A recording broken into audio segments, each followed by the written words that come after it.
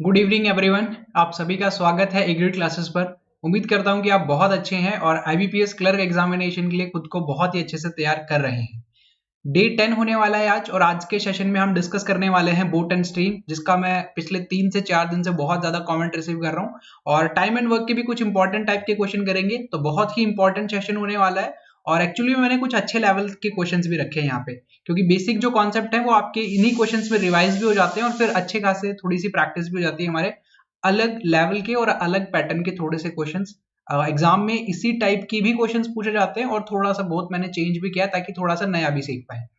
So okay, start करते हैं। कोशिश करूंगा कि कम से कम समय में आपको क्वेश्चंस को सॉल्व करवाने का तरीका बता पाऊं, बट बाकी बोट एंड स्ट्रीम में और टाइम एंड वर्क में तो फिर भी हम कम समय में क्वेश्चन कर जाते हैं। बोट एंड स्ट्रीम में कोशिश करूंगा कि कम से कम समय में आपको क्वेश्चन को सॉल्व करना बता पाऊं। स्टार्ट करते हैं सेशन को। काफी सारे स्टूडेंट ने ज्वाइन कर लिया है एंड मॉक टेस्ट लगाने इंपॉर्टेंट है, आप सभी को पता होगा। जैसा कि मैंने हर एक सेशन में कहा है कि 20 मिनट का जो एग्जामिनर ने टाइम दिया है उस एग्जाम के साथ में फेमिलियर होना बहुत जरूरी है।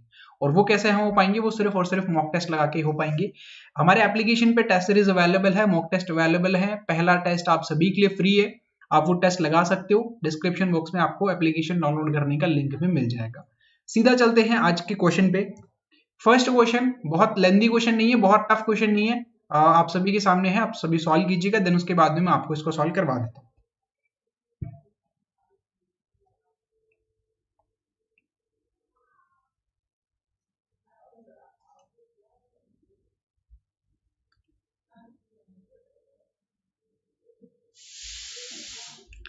यार एग्जाम से पहले आप कट ऑफ के बारे में सोचोगे तो फिर एग्जाम में अच्छा परफॉर्मेंस कैसे दे पाओगे? है ना, एग्जाम अभी आपने दिया ही नहीं है तो कट ऑफ कैसे डिसाइड कर सकते हो? एग्जाम तो दो आप पहले।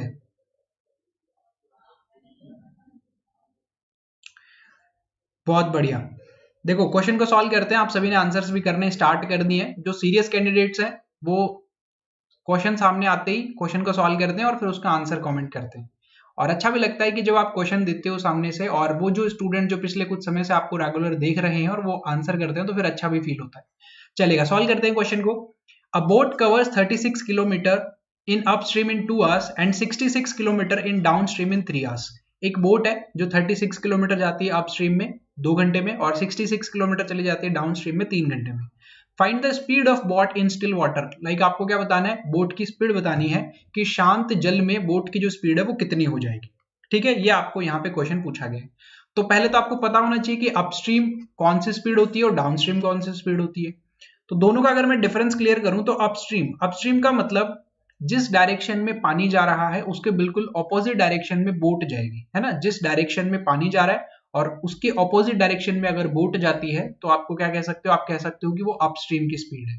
और उस कंडीशन पे क्या होता है? आपकी स्पीड बोट की स्पीड में से आपको वाटर की स्पीड को माइनस करना पड़ता है। लाइक अपस्ट्रीम में क्या होता है? बोट की जो स्पीड होती है उसमें से वाटर की स्पीड को आपको माइनस करना होगा। एंड वहीं अगर डाउनस्ट्रीम की बात की जाए, डाउनस्ट्रीम का मतलब जिस तरफ पानी जा रहा है उसी तरफ आपकी बोट भी जा रही है, यानी कि जिस दिशा में पानी जा रहा है उसी दिशा में बोट जा रही है।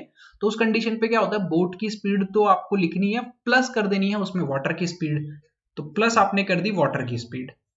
अब आपसे पूछा क्या गया है? आपसे पूछा गया है आपको बोट की स्पीड बतानी है। और बोट की स्पीड आप कैसे निकाल सकते हो? Upstream plus downstream divided by 2। Upstream की स्पीड, डाउनस्ट्रीम की स्पीड, और दोनों को क्या कर दो? दोनों का एवरेज निकाल दो, लाइक 2 से डिवाइड कर दो, आपकी स्पीड आ जाती है। लेकिन अब यहाँ पे हमारे पास में अपस्ट्रीम और डाउनस्ट्रीम दोनों की स्पीड नहीं है, लेकिन कुछ कंडीशंस हमें यहाँ पे दी गई है। और एक formula time is equal to distance upon speed, ये आपको हमेशा ध्यान रखना है। पूरा चैप्टर जो है वो इसी फॉर्मूला के ऊपर बेस्ड है। यहाँ पे आपको क्या क्या दिया हुआ है? देखो यहाँ पे आपको डिस्टेंस दिया हुआ है, यहाँ पे आपको टाइम दिया हुआ है। यानी कि अपस्ट्रीम में अगर आपको स्पीड चाहिए तो इसी फॉर्मूले को अगर मैं यूज करूं तो इस तरीके से लिख सकता हूं, डिस्टेंस अपॉन टाइम। ठीक है, तो अगर मैं अपस्ट्रीम की बात करूं तो अपस्ट्रीम में फर्स्ट कंडीशन पे अपस्ट्रीम की बात कर रहा हूं, अगर मुझे स्पीड चाहिए तो डिस्टेंस अपॉन टाइम। डिस्टेंस कितना है? 36 किलोमीटर। टाइम कितना है? 2 kilometre per our, sorry time कितना है? 2 आवर्स। तो टोटल जो मेरी स्पीड आ जाएगी वो कितनी आ जाएगी? 18 किलोमीटर पर आवर। ये मेरी स्पीड आ गई अपस्ट्रीम में। सेम इसी तरीके से डाउनस्ट्रीम में भी मैं स्पीड को चेक कर सकता हूं, डिस्टेंस अपॉन टाइम। तो डिस्टेंस 66 किलोमीटर और जो टाइम है वो 3 आवर्स है, तो ये कितना हो जाएगा? 22 किलोमीटर पर आवर। और आपको बोट की स्पीड चाहिए, तो बोट की स्पीड के लिए आपको क्या करना पड़ेगा, अगर आपको बोट की स्पीड चाहिए तो डाउन स्ट्रीम प्लस अपस्ट्रीम और दोनों को क्या कर देना, ऐड करके 2 से डिवाइड।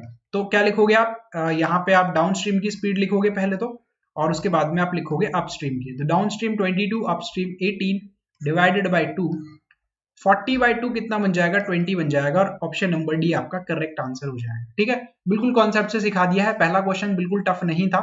जो कॉन्सेप्ट है एक्चुअल में डाउनस्ट्रीम और अपस्ट्रीम का, वो भी मैंने अच्छे से एक्सप्लेन कर दिया है। तो पहला क्वेश्चन मेरे ख्याल से आप सभी को समझ में आ गया होगा। आगे बढ़ते हैं, अगले क्वेश्चन को सॉल्व करते हैं। क्वेश्चन नंबर 2 सॉल्व कीजिएगा, ये बहुत ही प्यारा सवाल है ना, इसको सॉल्व करो, आंसर कीजिएगा सवाल को सॉल्व करने के बाद में।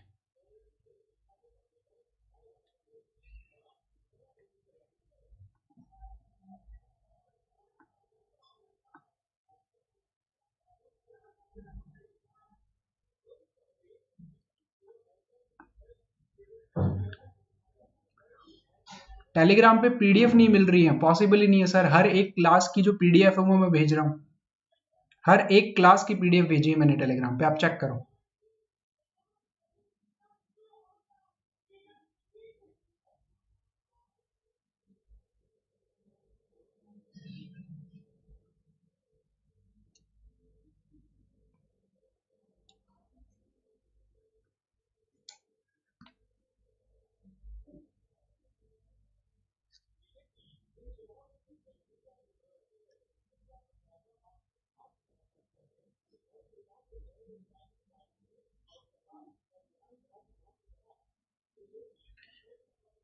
टेस्ट सीरीज में 55 मार्क्स आ रहे हैं।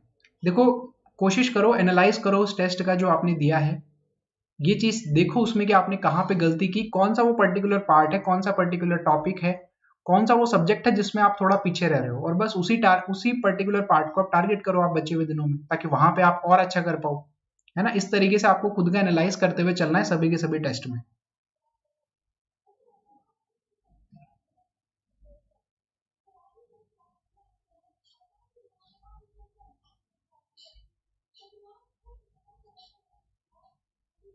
चलो आ जाओ, क्वेश्चन को सॉल्व करवा देता हूं मैं। एक ही ऑप्शन आया है, Divya Tiwari option number D के साथ में गए हैं, अभिजीत दास भी ऑप्शन नंबर डी के साथ में जा रहे हैं। आ जाओ सॉल्व कर लेते हैं। इतना टाइम मेरे ख्याल से काफी था इस क्वेश्चन को सॉल्व करने के लिए। अ boat can travel 9.6 kilometre down stream in 36 minutes. 36 minute इस बार दिया गया है, डाउन स्ट्रीम में इतना डिस्टेंस वो कवर कर लेती है। If speed of the water current, speed of the water is 10% of the speed of the boat in downstream. Boat की जो स्पीड है ना डाउनस्ट्रीम में, उसका 10% निकाल दोगे तो आपके पास में वाटर की स्पीड आ जाएगी।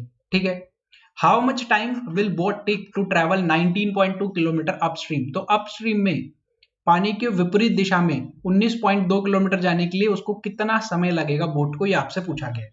तो देखो, अगर आपको अपस्ट्रीम की टाइम चाहिए, तो जैसा कि मैंने आपको बताया formula, time is equal to distance upon speed. तो आपको एक्चुअल का डिस्टेंस चाहिएगा, डिस्टेंस तो है आपके पास में, आपको स्पीड चाहिएगी। आपको स्पीड कौन सी चाहिएगी, आपको अपस्ट्रीम की स्पीड चाहिएगी। ठीक है, तो उसको पहले कैलकुलेट कर लेते हैं। देखो, आपको क्या दिया हुआ है, 9.6 किलोमीटर डाउन स्ट्रीम में बोट जा रही है 36 मिनट में। तो आपके पास में टाइम भी है, आपके पास में डिस्टेंस भी है, आप स्पीड निकाल सकते हो। स्पीड का फॉर्मूला यहीं से चेंज हो जाएगा, डिस्टेंस अपॉन टाइम, ये हो जाएगा स्पीड का फॉर्मूला। तो अगर मैं डाउन स्ट्रीम में अगर मैं स्पीड को चेक करूं, स्पीड को कैलकुलेट करूं, तो मैं क्या लिख सकता हूं, अगर इसी फॉर्मूला को यूज करना चाहते हो तो देखो, टाइम इज इक्वल टू कितना है, 36 मिनट। टाइम की जगह पे 36 मिनट लिखो, डिस्टेंस की जगह पे आप क्या लिख दो, 9.6 किलोमीटर लिख दो, और स्पीड हमारे पास में कुछ है ही नहीं, तो स्पीड की जगह पे एस लिख दो, डाउन स्ट्रीम की स्पीड चाहिए हमको। अब ये 36 मिनट है ना, इनकी यूनिट भी हमेशा चेक करनी है। ये 36 मिनट है और ये क्या है, किलोमीटर में है। तो या तो मिनट को आर में चेंज करो, या फिर किलोमीटर पर आर को फिर आप मीटर पर सेकंड में चेंज करोगे, तो वो ज्यादा लंबा प्रोसेस हो जाएगा। तो मैं 36 मिनट को आर में चेंज कर लेता हूं। तो आर में चेंज कैसे कर पाऊंगा, 60 से डिवाइड कर देता हूं, सिंपल है। तो यहां से अगर आपको स्पीड चाहिए, तो देखो स्पीड किस तरीके से आ जाएगी, ये 9.6 है तो 96 अपॉन 10 लिख सकता हूं मैं।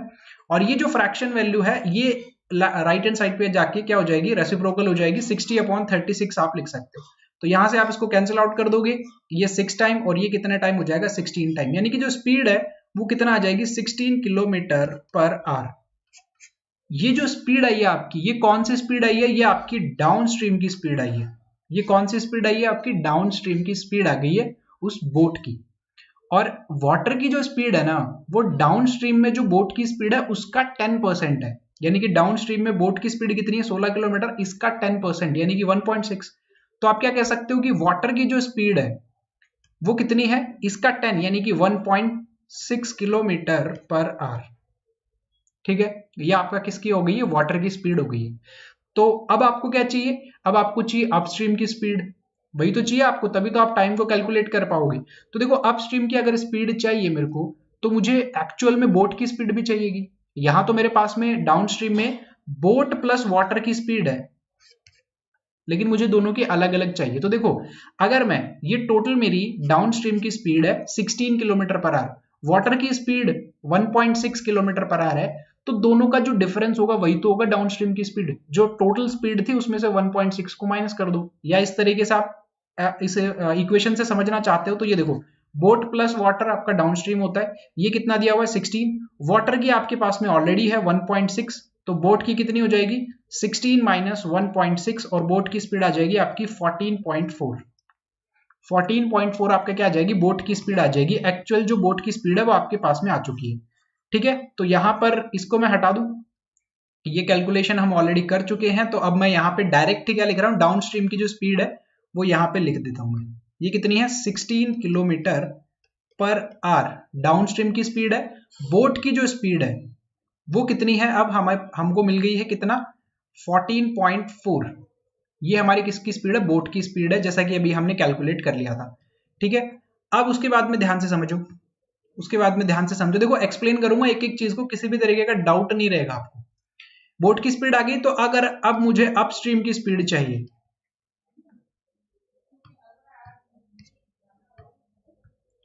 अगर मुझे अब अपस्ट्रीम की स्पीड चाहिए तो मैं क्या करूंगा, अपस्ट्रीम के लिए बोट माइनस वाटर, तो boat minus water 14.4 minus 1.6 12.8 kilometre per our, ये आपका किसकी स्पीड बन जाएगी, अपस्ट्रीम की स्पीड बन जाएगी।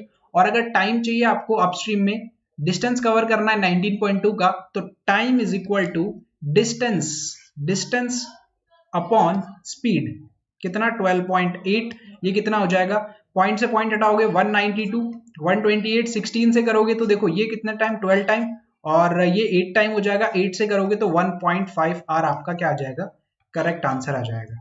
क्लियर है, देखो एक एक चीज को बहुत ही अच्छे तरीके से एक्सप्लेन कर दिया है, किसी भी तरीके का डाउट आपका नहीं रहेगा यहाँ पे।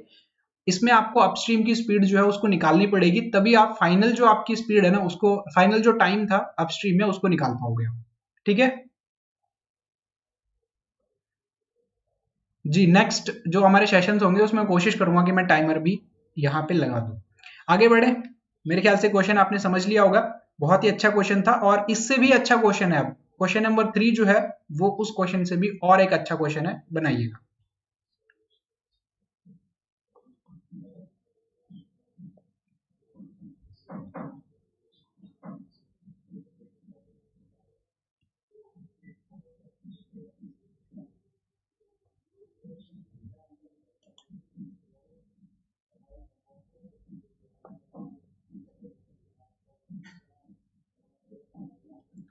सेम ही रहेगा यार, इंटरफेस इंटरफेस थोड़ी चेंज हो जाएगा, वही 20-20 मिनट।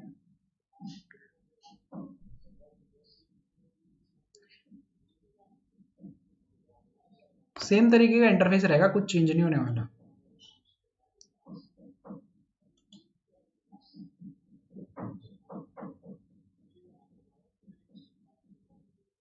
हाँ, इसमें इतना है कि शायद आप अगर इंग्लिश लैंग्वेज चूज करोगे तो ओनली इंग्लिश लिखा हुआ आ जाएगा।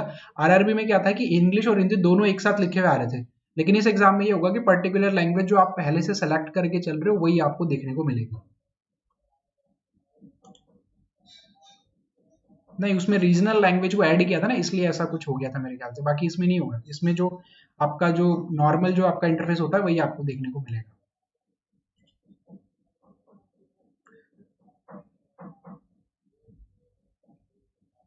चलो आ जाओ, करें क्वेश्चन को। ऑप्शन नंबर ए के साथ में जा रहे हैं बहुत सारे स्टूडेंट, 180 किलोमीटर। आ जाओ देख लेते हैं। A boat takes 19 hours for travelling downstream from point A to point B and coming back to point C which is at midway between A and B. एक बोट है जो 19 hours का time लेती है जब वो down stream में ए से बी तक जा रही है। तो बोट क्या करती है, ए से बी तक जाती है और फिर बी से वापस पॉइंट सी तक आती है, और इसमें उसको ओवरऑल 19 आवर का टाइम लग जाता है। If the velocity of the stream is 4 kilometre per our and the speed of the boat still in water is 14 kilometre per our, पानी की स्पीड आपको बता दी 4 किलोमीटर पर आवर है, और आपको बोट की जो स्पीड है ना वो भी बता दी कि 14 किलोमीटर पर आवर है। What is the distance between A and B, A और बी के बीच में आपको डिस्टेंस पूछा गया है। तो ये एक्चुअल में कहना क्या चाह रहा है, इसको मैं एक डायग्राम में आपको शो करता हूं। देखो ये पॉइंट आप मान लीजिए पॉइंट ए है, और इसके बाद में थोड़ा सीधा बनाने की कोशिश करता हूं, ये पॉइंट बी है, ये पॉइंट ए है और ये मेरा पॉइंट बी है। तो बोट क्या कर रही है, पॉइंट ए से पॉइंट बी तक चली गई है, ठीक है, और फिर पॉइंट बी से वापस पॉइंट सी पे आती है जो कि ए और बी के बिल्कुल बीच में है। यानी कि पहले बोट ने यहां से यहां तक का डिस्टेंस कवर किया, मैं मान लेता हूं कि ये डिस्टेंस मेरा एक्स है, मान लिया मैंने। फिर बोट ने यहां से लेकर यहां तक का डिस्टेंस कवर किया, ये भी मेरा एक्स है क्योंकि मिड पे था ना सी, तो क्या हो जाएगा एक्स और एक्स। फिर क्या कर रही है, बी से लेकर बोट सी तक वापस आई, तो यहां पर भी टोटल डिस्टेंस कितना, एक्स था। यानी कि टोटल बोट ने कितना डिस्टेंस कवर किया, एक्स प्लस एक्स यानी कि 3x। देखो बिल्कुल इस एकदम अच्छे तरीके से एक्सप्लेन करूंगा, किसी भी तरीके का डाउट नहीं रहेगा आपको, है ना। टोटल जो बोट ने डिस्टेंस कवर किया वो कितना था, 3x था, ठीक है। अब इस टोटल डिस्टेंस को कवर करने में टाइम कितना लगा, 19 आवर का। तो same formula, time is equal to distance upon speed, time is equal to distance upon speed. लेकिन यहां पर जो डिस्टेंस है ना वो दो तरीके का डिस्टेंस है। एक डिस्टेंस आपका ए टू बी है जिसमें आप डाउन स्ट्रीम में जा रहे हो, और एक डिस्टेंस आपका बी टू सी है जो कि आपका अपस्ट्रीम में आएगा, है ना। अगर एक बार ए से बी डाउन स्ट्रीम है तो वहीं से अगर वापस आओगे तो फिर वो अपस्ट्रीम का कैलकुलेट करना स्टार्ट कर देगा। आपके पास में वाटर की स्पीड दिया हुआ है कितना, 4 किलोमीटर पर आवर। आपको बोट का स्पीड भी दिया हुआ है 14 किलोमीटर पर आवर। यानी कि आप डाउन स्ट्रीम और अपस्ट्रीम की स्पीड को इजीली कैलकुलेट कर सकते हो, किसी भी तरीके का प्रॉब्लम नहीं होगा। यानी कि अगर मुझे टोटल मुझे क्या चाहिए, डिस्टेंस चाहिए मुझे, तो मुझे टाइम को दो बार कैलकुलेट करना पड़ेगा। लाइक अगर मैं डाउन स्ट्रीम में जा रहा हूं, है ना, इसको इस तरीके से समझो आप, ए से बी तक मैं डाउन स्ट्रीम में जा रहा हूं, तो डाउन स्ट्रीम में अगर मैं जा रहा हूं तो जो मेरा टाइम होगा वो कितना होगा, T1 मान लेता हूं मैं, क्योंकि टोटल टाइम पता है मुझे कि दोनों का मिला के 19 आ रहा है, अलग अलग कितना है मुझे नहीं पता। तो मैंने डाउन स्ट्रीम में T1 मान लिया, और T1 के अकॉर्डिंग मैंने डिस्टेंस कितना कवर किया, ये x और ये वाला x, यानी कि टोटल 2x का डिस्टेंस मैंने कवर किया है। और स्पीड मेरी कितनी है डाउन स्ट्रीम में, 14 प्लस 4 18 किलोमीटर पर आवर। यहां से कैलकुलेट कर सकते हो ना आप, वाटर प्लस बोट, 4 प्लस 14 कितना, 18 किलोमीटर पर आवर। तो ये मेरा डिस्टेंस, सॉरी डाउन स्ट्रीम में जो टाइम कैलकुलेट करने के लिए जो मेरी इक्वेशन बनेगी वो ये वाली बनेगी। और यही चीज अगर मैं अपस्ट्रीम में कैलकुलेट करूं तो बी से सी तक आने में जो मुझे टाइम लगेगा, यानी कि टाइम T2 मान लेता हूं मैं उसको, डिस्टेंस कितना कवर करूंगा मैं बी से लेकर सी तक, x का, और अपस्ट्रीम में स्पीड कितनी है मेरी, दोनों का डिफरेंस 14 और 4 का, यानी कि 10। ये मेरा टोटल क्या हो जाएगी, time taken bye boat in upstream, ये वाला हो जाएगा। और ऊपर वाला मेरा T1 जो है वो डाउन स्ट्रीम में जो टाइम लिया गया वो हो जाएगा। दोनों को अगर मैं ऐड कर दूं, दोनों टाइम को, तो 19 आवर मिल जाएगा मुझे, बिल्कुल सही बात है। अगर मैं ये कहूं कि T1 plus T2 down stream और अपस्ट्रीम दोनों को ऐड कर लो, तो आपके पास में टोटल 19 घंटे का टाइम पीरियड जो कि एग्जामिनर ने दिया वो मिल जाएगा आपको, तो बिल्कुल सही है। तो आपको क्या करना पड़ेगा, इन दोनों इक्वेशन को ऐड करना पड़ेगा, दोनों इक्वेशन को क्या करना पड़ेगा, ऐड करना पड़ेगा। तो ये T1 प्लस T2 19 हो जाएगा, और यहां से अगर आप इसको और ज्यादा छोटा करना चाहते हो तो x/9 प्लस x अपॉन 10 ये कर सकते हो। अब यहां से क्या करना है, एलसीएम लोगे, एलसीएम कितना आ जाएगा, देखो ये कितना 90 आ जाएगा, ऊपर कितना बचेगा 10x plus 9x is equal to, यहाँ पे कितना 19 है। अब देखो 10 प्लस 9 कितना 19 होता है, और 19 से ये 19 कैंसिल आउट हो जाएगा, यानी कि कितना बचेगा, x इज इक्वल टू 90 बचेगा, है ना, x इज इक्वल टू 90 बचेगा। और x की वैल्यू आ गई है सर आपके पास में, और अगर x की वैल्यू आ गई है तो एग्जामिनर ने क्या पूछा है, a और b का डिस्टेंस। तो अगर मैं a और b का डिस्टेंस कवर करूंगा तो x प्लस x 2x, तो 2x की वैल्यू यानी कि 2 इंटू 90 कितना हो जाएगा, 180 kilometre. Option number A correct answer. अगर वो मुझसे पूछता है कि बोट ने टोटल कितना डिस्टेंस कवर किया है, तो 3x की वैल्यू निकाल देता मैं, क्योंकि a से लेकर b तक बोट गई है, फिर b से लेकर c तक वापस आ गई है, तो 3x निकाल देता मैं, तो वो 270 किलोमीटर हो जाता। लेकिन अभी a से लेकर b तक पूछा है तो 180 किलोमीटर इस क्वेश्चन के लिए क्या हो जाएगा, करेक्ट आंसर हो जाएगा। ठीक है,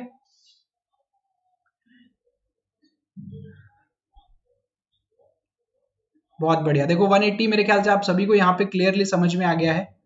आगे बढ़ते हैं क्वेश्चन नंबर 4 पे। क्वेश्चन नंबर 4 को सॉल्व कीजिएगा। ये तो आसान सा सवाल है, इसको बना लोगे आप। अगर तीनों क्वेश्चन समझ लिए अच्छे से तो ये क्वेश्चन तो इजीली बना लोगे। सॉल्व कीजिएगा।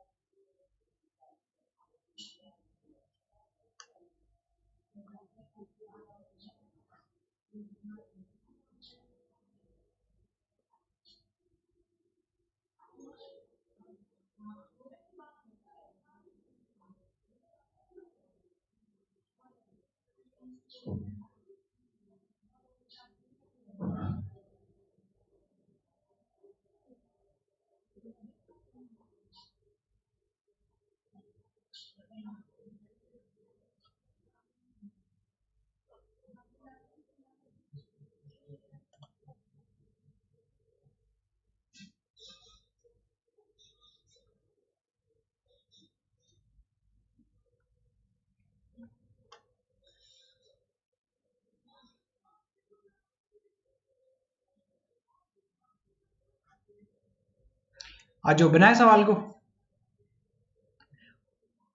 आज जो बनाते हैं। देखो क्या लिखा हुआ है, a man can draw 6 kilometre per our in still water. एक आदमी है वो 6 किलोमीटर पर आवर की स्पीड से क्या कर सकता है, स्विम कर सकता है, या फिर वाटर में वो क्या कर सकता है, स्विम कर सकता है।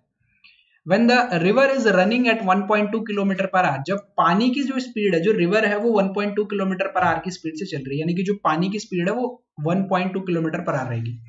It takes 1 hour to row to place and back, मतलब एक जगह पे जाने और उस जगह से वापस आने में टोटल 1 घंटे का टाइम लग जाता है। What is the total distance travel by the man, तो उस आदमी ने टोटल डिस्टेंस कितना ट्रेवल किया ये आपको बताना है। यानी कि क्वेश्चन पढ़ते आप समझ गए हो कि जो डिस्टेंस गया है वही डिस्टेंस वापस आ गया है। जाने और आने में टोटल कितना डिस्टेंस कवर किया होगा, गया है उतना ही डिस्टेंस वापस आया, यानी कि डबल डिस्टेंस जो है वो डबल हो जाएगा। और सेम पिछले वाला जो कॉन्सेप्ट था वो यूज करेंगे हम। जाने में समय अलग लगेगा, आने में अलग लगेगा। क्यों?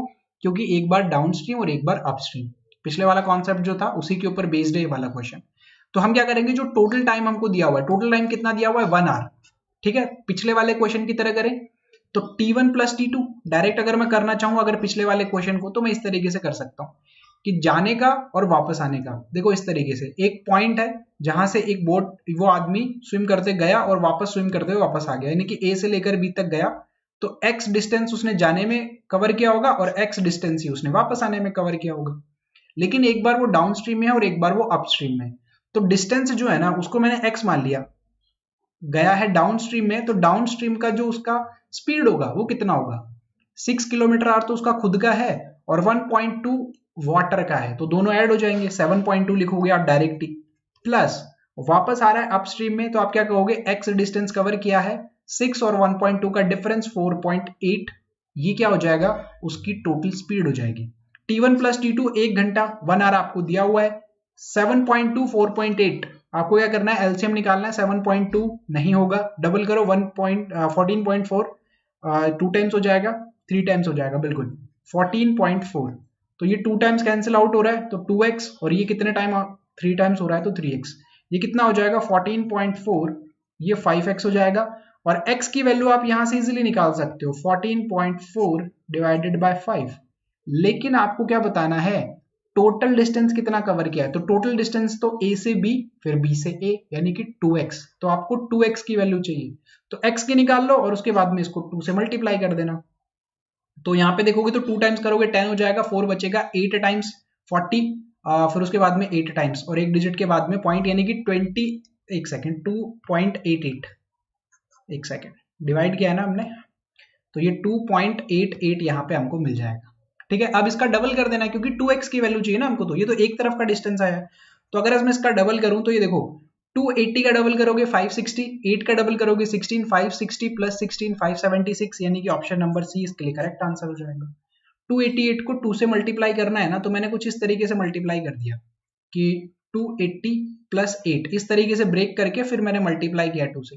तो 280 का डबल आपको पता है 560 होता है, 8 का डबल 16, दोनों को ऐड करोगे 576, पॉइंट जहां था 2 डिजिट के बाद में था तो 2 के बाद में लगा दो, 5.76 इस क्वेश्चन के लिए करेक्ट आंसर हो जाएगा। ओके, बहुत बढ़िया। 14.4 क्या है, 14.4 तो एलसीएम है ना 7.2 और 4.8 का। चलेगा। आगे बढ़े क्वेश्चन नंबर 5 पे। और फिर से क्वेश्चन नंबर 5 एक टाइम एंड वर्क का क्वेश्चन है और पाइप एंड सेशन का छोटा सा सवाल है, बना लोगे, बनाओ जल्दी से। सभी लोग आंसर कीजिएगा। देखो इस क्वेश्चन को सॉल्व करके ना सभी को आंसर करना है।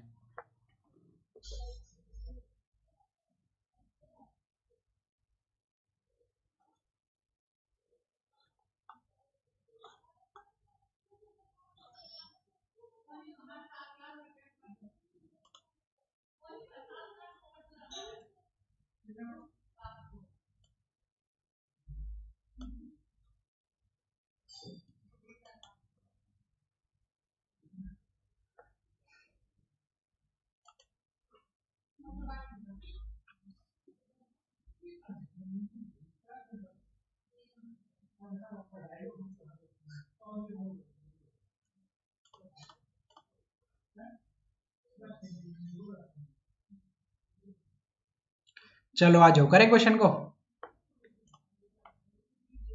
देखो 15/4 लिख रहे हो, नहीं 15/4 में नहीं मानने वाला हूँ, ऑप्शन तक पहुंचना आपकी जिम्मेदारी है।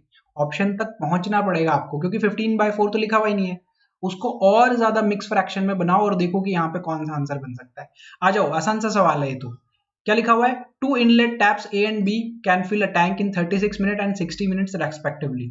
ए और बी जो है वो अलग अलग टाइम पीरियड आपको दिया हुआ है, 36 मिनट ए और 60 मिनट बी जो है उसको फिल कर सकते हैं। And find the time taken by both taps together to fill 1/6 of the tank, यानी कि टोटल जो कैपेसिटी है टैंक की उसका 1/6, जितना भी उसकी टोटल कैपेसिटी है उसको 6 से डिवाइड कर दो, उतना भरने में कितना समय लगेगा। आसान सा सवाल है। देखो ए करता है 36 मिनट में, बी करता है 60 मिनट में, दोनों का एलसीएम निकालो। 60 उसके बाद में 120 नहीं होगा, उसके बाद में 180 हो जाएगा। 180 है तो ये कितने टाइम्स में? 5 टाइम्स में, और ये कितने टाइम्स में? 3 टाइम्स में। यानी कि जो आपका टोटल वर्क है, जो आपका टोटल कैपेसिटी है उस टैंक की, वो है 180, है ना, 180 यूनिट में। तो 180 टोटल आपका क्या आ गया? वर्क आ गया। लेकिन आपको इसका 1/6 ही करवाना है, तो 1/6 करवाना है यानी कि इसको 6 से डिवाइड कर दो, यानी कि 30 यूनिट्स। आपको सिर्फ 30 यूनिट्स ही काम करवाना है, तो कर लो। 30 यूनिट्स काम करना है। दोनों की एफिशिएंसी कितनी है? ए करता है 5 यूनिट, बी करता है 3 यूनिट, दोनों मिलेंगे तो 8 यूनिट हो जाएगी। तो 8 यूनिट के अकॉर्डिंग 30 यूनिट को करने में कितना समय लगेगा? डिवाइड कर लो इसको, 2 से करोगे तो 15/4, ये आपका आंसर आएगा। लेकिन आपको आगे जाना है, मिक्स फ्रैक्शन में लिखना है इसको। देखो 4 लिखा हुआ है, 4 से करोगे तो 3 टाइम्स में 12 पे पहुंच जाओगे, 3 बचेगा और देन 4, 3/4 मिनट्स आपका क्या आ जाएगा? करेक्ट आंसर आ जाएगा। ऑप्शन नंबर बी क्या है इस क्वेश्चन के लिए करेक्ट आंसर। ठीक है, बना लोगे इस तरीके के क्वेश्चन। इस तरीके के क्वेश्चन ही मिलेंगे ज्यादातर आपको प्री एग्जाम में। ये वाला क्वेश्चन कीजिएगा, एफिशिएंसी के ऊपर बेस्ड है, और बनाइएगा पहले क्वेश्चन को, फिर अच्छे से एक्सप्लेन कर देता हूँ। एंड अगर यार सेशन अच्छा लग रहा है तो लाइक भी करिएगा, है ना। अभी बहुत सारे सेशंस और भी होने हैं, लाइव मॉक टेस्ट अभी बाकी हैं हमारे दोनों सब्जेक्ट के, वो भी हम लोग जल्दी करने वाले हैं, तो जुड़े रहिएगा चैनल के साथ में भी।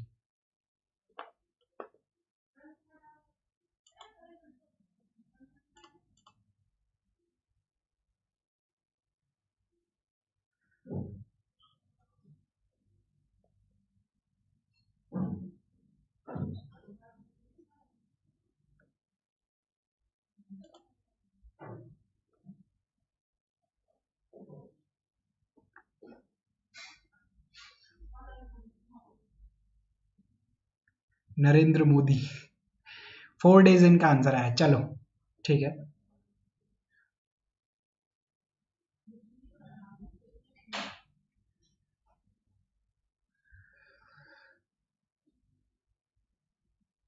आ जाओ बनाते सवाल को, आ जाओ। क्या लिखा हुआ है? A can complete task in 15 days, B is 50% more efficient than ए।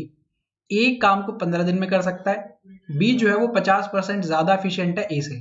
ठीक है, both A and be started working together on the task and after few days B left and A finished the remaining 1/3 of the given work। थोड़े दिन के बाद में क्या हुआ? B ने काम को छोड़ दिया और बचा हुआ जो काम है उसका 1/3 जो है वो किसने कर दिया? A ने कर दिया। लाइक जो भी काम था उसका 1/3 A ने किया है, बाकी का जो काम था दोनों ने साथ में किया होगा। For how many days A and B together worked together, तो दोनों ने साथ में कितने दिन काम किया ये आपको बताना है। तो देखो A ने कितने दिन तक काम किया है, सॉरी A कितने दिन में काम को पूरा कर सकता है? 15 दिन में। ए और बी का आपको एक रिलेशन दिया हुआ है कि बी जो है ना वो 50% ज्यादा एफिशिएंट है ए से। तो मैं तो 15 को अपॉन में लिखूंगा 150 इंटू 100, 10 मेरा आ जाएगा। लेकिन अगर आपको रेशियो से करना है तो रेशियो से कर सकते हो, क्योंकि एक कॉन्सेप्ट बहुत अच्छा है कि एफिशिएंसी का जो रेशियो होता है वो टाइम का बिल्कुल उल्टा होता है।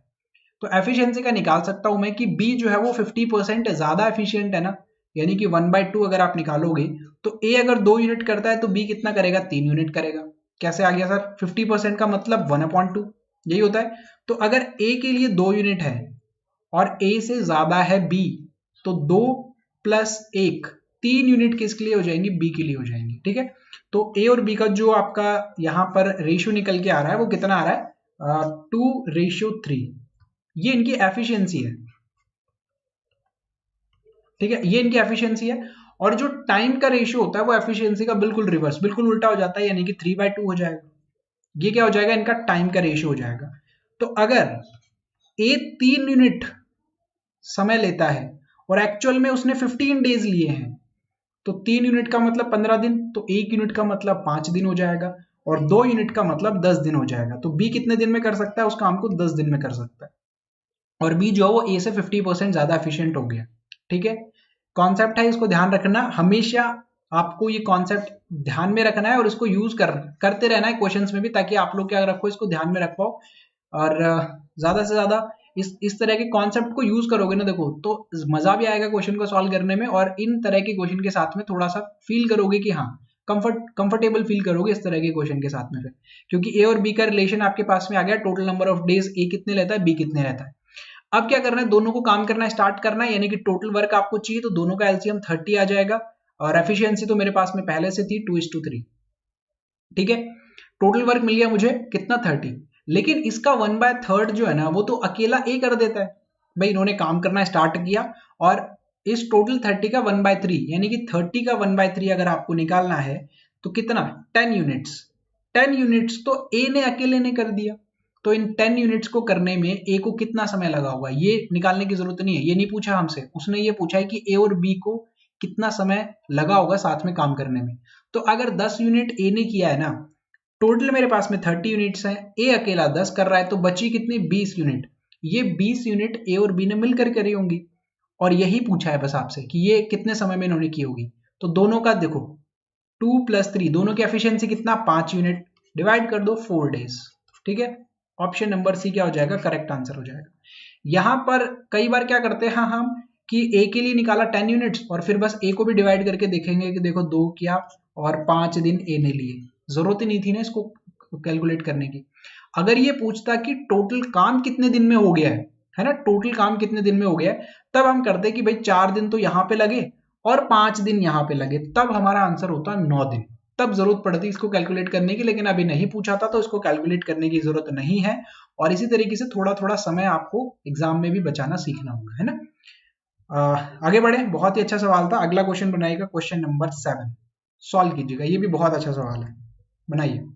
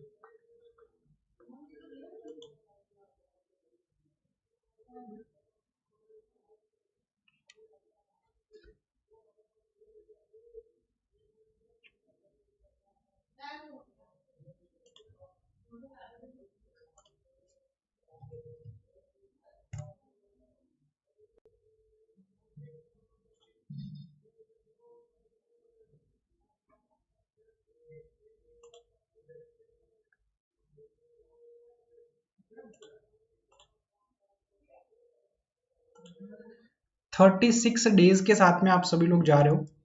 चलिएगा, कुछ और लोगों को भी जवाब देने दीजिए, फिर स्टार्ट करते हैं।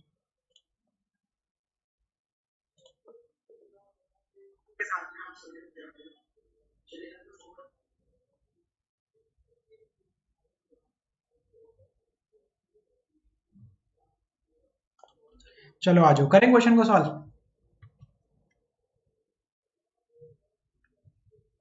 आ जाओ करते हैं। देखो क्या बोला जा रहा है, efficiency of B is 2 times more than the efficiency of ए।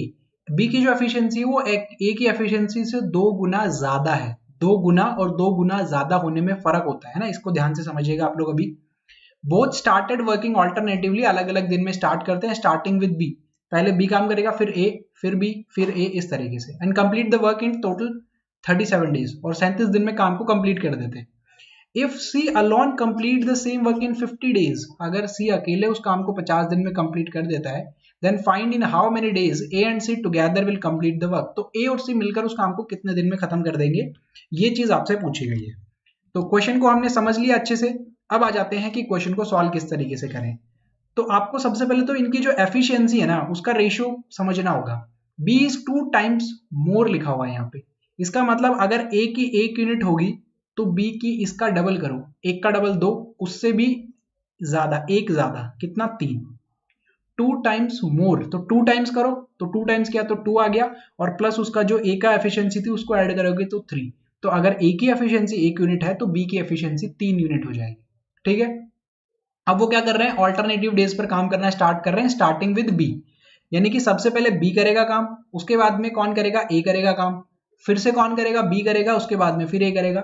यानी कि एक चेन बन रही है, और ये जो चेन है ये खुद को 2 दिन तक सही चल रही है, उसके बाद में रिपीट कर रही है। लाइक पहले 2 दिन बी और ए ने काम किया, फिर से बी और ए आ गए, फिर बी और ए आ गए, यानी कि हर 2 दिन के बाद में ये जो चेन है खुद को रिपीट कर रही है।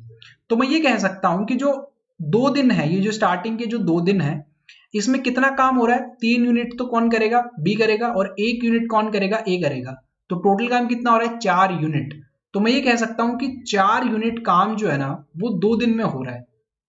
ये चीज मैं कह सकता हूं यहाँ पे कि बी और ए ऑल्टरनेटिव डेज पर काम कर रहे हैं, और चेंज जो है वो 2 दिन के बाद में रिपीट हो रही है, और 2 दिन में 4 यूनिट काम हुआ, जिसमें बी ने पहले दिन आके 3 यूनिट किया और ए ने 1 यूनिट किया। अब इस 2 दिन को मुझे 37 डेज पे ले जाना होगा। क्यों, क्योंकि दोनों ने मिलकर काम को 37 डेज में कंप्लीट कर दिया। 36 डेज तक मैं ले जा सकता हूं, कैसे, दोनों को, ये जो इक्वेशन लिखी हुई है लेफ्ट हैंड साइड और राइट हैंड साइड, दोनों को आप 18 से मल्टीप्लाई कर दोगे तो ये 36 डेज बन जाएगा, और ये 72 यूनिट बन जाएगा। यानी कि आपने 36 डेज में 72 यूनिट काम को कंप्लीट कर दिया है। अब जो 37 डे, यानी कि जो इससे अगला दिन होगा ना, उस दिन काम करने कौन आएगा, उस दिन काम करने आएगा बी। क्योंकि 36 डेज तक तो चेन कंप्लीट होती जा रही है, फिर जो नेक्स्ट आएगा डे उस दिन बी आ जाएगा काम करने। यानी कि टोटल 37वां जो दिन होगा ना उस पे बी काम करने आएगा, और बी कितना यूनिट करता है, 3 यूनिट। तो उस दिन बी कितने कर देगा, 72 प्लस 3, टोटल काम कितना हो जाएगा, 75 यूनिट। मतलब 37 डेज में आपने 75 यूनिट काम को कर दिया। ये आपका टोटल काम हो गया। और इस 75 यूनिट को सी जो है वो 50 दिन में कर देता है। सी जो है वो 50 दिन में कर देता है, यानी कि मैं ये कह सकता हूं कि 50 डेज में कितना काम हो जाता है, 75 यूनिट काम हो जाता है। तो एक दिन में कितना हो जाएगा, एक दिन में कितना हो जाएगा, 75 डिवाइडेड बाय 50, और ये इक्वल हो जाता है 1.5 के। यानी कि सी की एक दिन की एफिशिएंसी मिल गई आपको कितनी, 1.5। सी की एक दिन की एफिशिएंसी है, ए की भी एक दिन की एफिशिएंसी है। आपसे पूछा गया है ए और सी मिलकर कितने दिन में खत्म कर देंगे, तो सी और ए दोनों को ऐड करोगे तो 1 और 1.5, 2.5 हो जाएगा। टोटल काम मेरा 75 यूनिट है, 75 यूनिट करना है, 2.25 हो रहा है एक दिन में। पॉइंट हटाओगे ऊपर 0 लगेगा, तो कितना आ जाएगा, ये इसको सॉल्व करोगे तो 30 डेज। 30 डेज क्या हो जाएगा, इस क्वेश्चन के लिए करेक्ट आंसर हो जाएगा। ये क्वेश्चन आपको समझ में आएगा। देखो बहुत ही अच्छा सवाल था, बहुत ही अच्छा सवाल था। एक बार जल्दी से थम्स अप करके बता दो कि हाँ सर क्वेश्चन जो है वो अच्छे से समझ में आ गया। ये कैसे पता चलेगा कि 37th डे को बी आएगा, तो मैंने पेयर बनाया ना, हर 2 दिन के बाद में चेन जो है वो खुद को रिपीट कर रही है। तो 36 डेज तक 12 बार चेन बन गई, और जब वो 13th वाली चेन स्टार्ट होगी तो फिर स्टार्ट बी से करना है ना, तो बी आएगा फिर।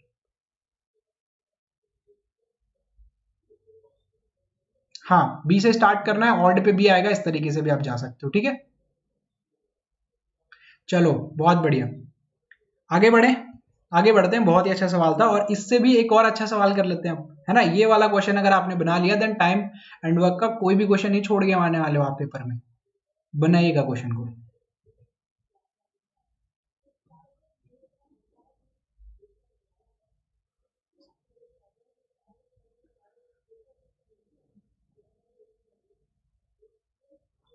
देखो यार, मेरी तरफ से ना मैं बहुत एफर्ट्स डाल रहा हूँ आप सभी के लिए, अच्छे से अच्छे क्वेश्चंस आपको मैं सॉल्व करवा रहा हूँ। एंड आपकी जिम्मेदारी होगी अब ये कि जितना भी मैंने तैयार करवाया उसको अच्छे से रिवाइज करोगे। अभी लाइव मॉक टेस्ट और बाकी हैं आने, उनमें और अच्छे से क्वेश्चन करवा दूंगा। एंड देन चीज़ें जो है अब आपके ऊपर ही डिपेंड करने वाली है, क्योंकि मेरे एंड से मैंने किसी भी तरीके की कमी आपको महसूस नहीं करने दी होगी। डीआई के सेशंस भी अभी मैं लेने वाला हूँ, तो रिवीजन की तरह ही होंगे सभी के सभी सेशंस, क्योंकि लास्ट का समय बचा है। अच्छे से अच्छे तरीके से आपको जो आने वाले सेशन है वो भी मैं देने की कोशिश करूंगा। आरआरबी क्लर्क का रिजल्ट कब आएगा? देखो, मुझे ऐसा लगता है कि आरआरबी के जो फिर से एग्जाम होने वाले हैं ना अभी, उनके बाद में एक साथ ही रिजल्ट आएगा सबका।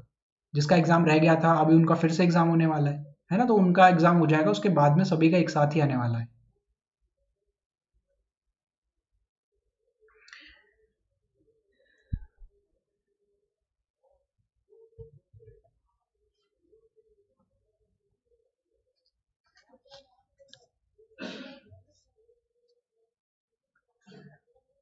चलो आ जाओ, बनाते हैं यार क्वेश्चन को, है ना। इतना लेंदी भी नहीं था क्वेश्चन, अगर आपने अच्छे से किए हुए हैं तो फिर ज्यादा समय नहीं लगता। क्या बोला जा रहा है? 7 men and 6 women together can complete a piece of work in 8 days। 7 man है और 6 वुमेन है, 8 दिन में काम को कंप्लीट कर देते हैं, ठीक है। Work done by a women in 1 day is half the work done by man in 1 day. एक आदमी जितना काम करता है ना उसका हाफ करती है एक महिला। इतना आपको ये रेशियो दिया हुआ है ना, रेशियो दिया गया इनकी एफिशिएंसी का कि work done by a women in 1 day is half the work done by a man in 1 day. अगर एक आदमी एक दिन में 1 यूनिट करता है तो एक वुमेन एक दिन में कितना करेगी? 0.5 यूनिट, यानी कि उसका हाफ करेगी। ये वाला रिलेशन दिया हुआ है मैन और वुमेन का। देखो, मैन और वुमेन का क्या रेशियो दिया हुआ है कि अगर आदमी 2 यूनिट करता है तो वो जो फीमेल है, जो वुमेन है, वो 1 यूनिट करेगी, आदमी का हाफ, ठीक है। पॉइंट में मैं नहीं जा रहा हूं तो इसलिए मैंने 2 और 1 मान लिया। 7 मैन और 6 वुमेन स्टार्ट करते हैं काम को और 8 दिन में कंप्लीट कर देते हैं, ठीक है। If 8 man and 4 women started working and after 3 days 4 men left the work and 4 new women joined them, in how many more days will the work be completed? देखो किस तरीके से करेंगे, अब ध्यान से समझो। मैन और वुमेन का आपको रेशियो पता चल गया एफिशिएंसी का, 2:1। अब सबसे पहले क्या बोला गया कि 7 मैन है प्लस 6 वुमेन है, ये 8 दिन में काम को कंप्लीट कर देते हैं। तो टोटल वर्क कैसे निकालूंगा मैं? इनको मैं 8 से मल्टीप्लाई कर दूंगा तो क्या आ जाएगा? टोटल वर्क आ जाएगा मेरे पास में। वुमेन की और मैन की एफिशिएंसी है आपके पास में। मैन की एफिशिएंसी कितना है? 2। तो यहां पे देखो 7 इंटू 2 लिखो प्लस 6 इंटू 1 लिखो। वुमेन की एफिशिएंसी 1 है और इसको मल्टीप्लाई कर दो 8 से, तो आपका टोटल वर्क निकल के आ जाएगा। करें 7 2 14, 14 प्लस 6 कितना हो जाता है? 20। और इस 20 को अगर आप 8 से मल्टीप्लाई कर देते हो तो 160 आपका क्या आ जाएगा? ये टोटल वर्क आ जाएगा। टोटल वर्क आपका आ जाएगा। ये कैसे निकाला मैंने? 7 मैन प्लस 6 वुमेन, अगर मैं नंबर ऑफ डेज जो इन्होंने काम करने में लिए हैं उनसे मल्टीप्लाई कर दूं तो टोटल वर्क आ जाएगा। मैन की और वुमेन की एफिशिएंसी है मेरे पास में 2:1 में, तो मैन की जगह पे 2 रखो, वुमेन की जगह पे 1 रखो, कितना हो जाएगा? 160 आपका टोटल वर्क आ जाएगा। अब सेकंड कंडीशन इन्होंने ये दे दी कि अगर 8 मैन और 4 वुमेन काम को करना स्टार्ट करते हैं, तो इस तरीके से 8 मैन प्लस 4 वुमेन इन्होंने काम को करना स्टार्ट किया एंड आफ्टर 3 days, 3 दिन तक तो इन्होंने काम किया ही है, तो इसको आप 3 से मल्टीप्लाई कर दो तो इतना काम इन्होंने कर दिया। तो 8 मैन, मैन की एफिशिएंसी कितनी है? 2 यूनिट, तो यहां पे कितना निकल के आ जाएगा? 8 इंटू 2 16 प्लस 4 इंटू वुमेन की एफिशिएंसी कितनी है? यहां से आप देख सकते हो 1 यूनिट, तो 4 इंटू 1 1 हो जाएगा और इसको आप 3 से मल्टीप्लाई कर दो तो ये कितना हो जाएगा? 16 प्लस 1 17, 17 इंटू 3, यहां पे कितना हो जाएगा? 51 हो जाएगा। ये बोला गया if 8 man and 4 women started the work and after 3 days 4 men left.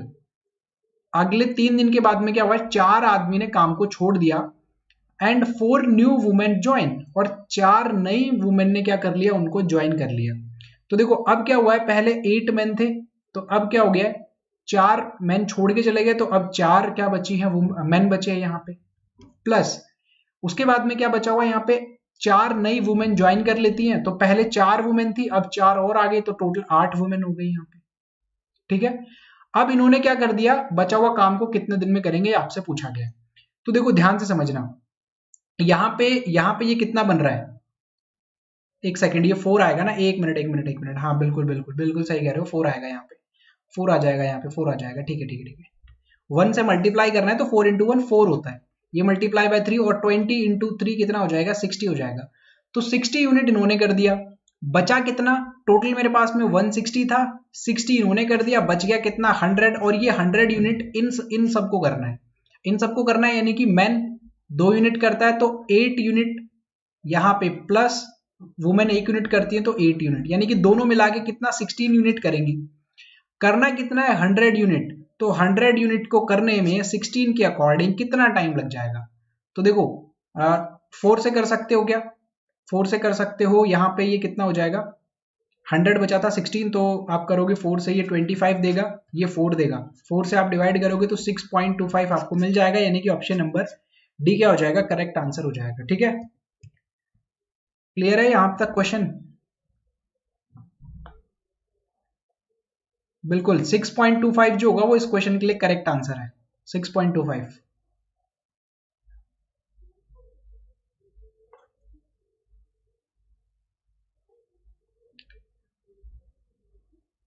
चलेगा, ये ना आज का आखिरी सवाल था, और मेरे ख्याल से आप सभी ने इन क्वेश्चंस को जो है वो समझ लिया होगा। एंड तैयारी करते रहो, अब रेगुलर रहो अपनी पढ़ाई को लेकर, एग्जाम में ज्यादा समय नहीं बचा है। मॉक टेस्ट अभी हम लगाने वाले हैं, 2 मॉक टेस्ट और लगाएंगे, हमारी तैयारी को और अच्छा करेंगे, और एप्लीकेशन पे जो टेस्ट सीरीज अवेलेबल है वो भी एक बार देख लेना।